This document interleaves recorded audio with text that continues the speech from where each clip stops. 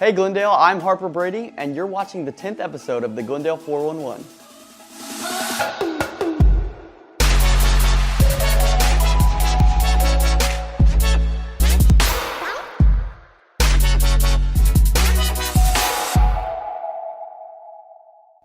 A local restaurant has recently become nationally acclaimed. Michelle Lewis and Sarah Snelson have the story. Located on the corner of Campbell and Battlefield, Everyday Thai has humble beginnings. We started out with a food truck up in Fort Leonard Wood area. We started about 2.5 years ago. We were doing all of our supply runs at the Asian World Market, and when this spot came available, they offered it to us to open up a restaurant. We just wanted to take a challenge and run with it. Everyday Thai serves culturally accurate handmade recipes.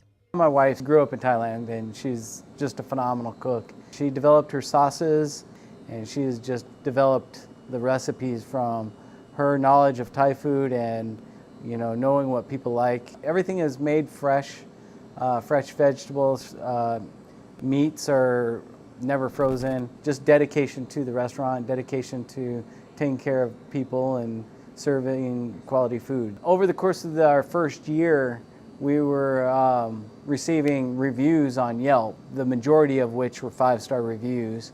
And over time, they accumulated, and the percentage of 5-star reviews were what put us into the top 100 of America. Ranking number 98 in the country, Everyday Thai continues to value their local customers.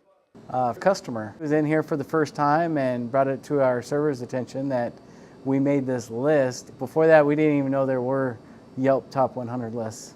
We were floored, and we just really didn't know how to take it in. It's just been a wild roller coaster ever since. Our servers are, once they see you once or twice, they know you're a regular, and they try to get to know you, get your name, and we're gonna treat you like family. Ozarks Food Harvest opened a food pantry to help federal workers. Mattia Injimi and Meg Keller have the story. The federal government shutdown has affected some Springfield residents. Local food bank Ozarks Food Harvest has been helping out. Ozarks Food Harvest is the Feeding America food bank for Southwest Missouri. So we are one of 200 food banks spread across the United States, and we are one of 6 food banks in the state of Missouri. So the process for having federal workers receive food is extremely simple. They just come to our agency entrance. All they have to do is just show us a valid federal ID, and they just have to have been affected by the government furlough. Like I said before, affecting people who worked for the TSA or the Federal Medical Center. And then once they do that, they can come back and get as much food as they need for them and their families. Previously, when the government was shut down, we were assisting furloughed federal workers. So probably here in Springfield, people are going to know that as the ones that work at the Federal Medical Center or the TSA. So since they were going without a paycheck, we were providing services in the back to where they could receive food until the government reopens. So now, as the government has reopened, we've maintained that the food pantry still needs to be open just to cover that period in between when they receive their paycheck, so that way they still have some coverage there. We're also keeping it open with the possibility that the government may shut down again on February 15th. Ozarks Food Harvest gets donations from several different places. As far as where the food supplies come from at Ozarks Food Harvest, it comes from a variety of different resources. The majority of those are coming from our major grocers, so places like Walmart, Kroger, things like that are donating their product here. But we also receive some just from our food drive donations, and then we also receive USDA food, which comes in the form of federal commodities. So it's important to help the community, not only for furloughed federal workers, but just those who are suffering from food insecurity. One, because food insecurity is a very large problem within the state of Missouri. So currently 1 in 5 adults are suffering from some kind of food insecurity within the state of Missouri. And then also for furloughed federal workers, it's important because not only is it giving back to those who are serving us in our community, but those are people who are the same as everyday people. They just happen to be in a state where they are not receiving their normal paycheck. To where any of us could be, I think the national average is most people are about 6 weeks away from being in a very disparate situation if they weren't receiving their paycheck. So it's just a way of us giving back to the community. And the Federal Medical Center has helped us out before by providing for food drives and us. So it's just a way of everyone helping each other out. Global Expedition Vehicles is a new manufacturing company in Springfield. Connor Skinner and I have the story. Global Expedition Vehicles is a company in Springfield, Missouri that manufactures all-terrain recreational vehicles. So when we first started in business in '07, we were actually creating a niche market because people didn't know. I mean, one of our number one questions was, what's an expedition vehicle?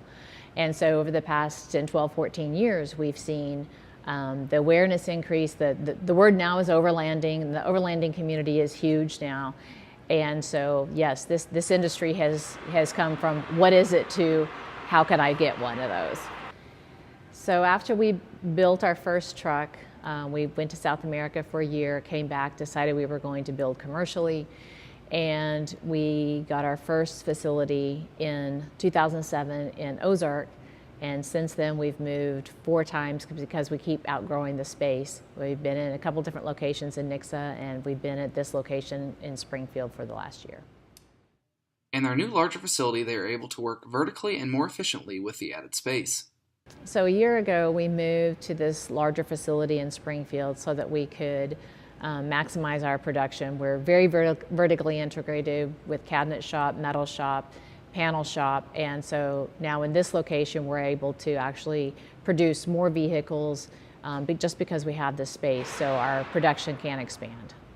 So the lead time to get a truck right now is about 1 year. What that involves is about 4 months of back and forth with each customer for engineering, and then once we actually start the production, we're about 4 to 5 months from start to finish. And some of our smaller models involve about 2,000 man hours, and our larger model, which is like the Pangea lifting roof, where the roof lifts and you end up with a second story vehicle, is about 6,500 man hours. So we employ about 17 guys in the shop, doing everything from building the body panels, electrical, plumbing, cabinet makers, finish carpenters, welding, engineering, CAD guys, and that's what keeps us going. While the market for these vehicles is small, the company plans on rapid expansion in the coming years. Thanks for watching. Make sure you check us out on social media at the Glendale 411. Signing off, I'm Harper Brady.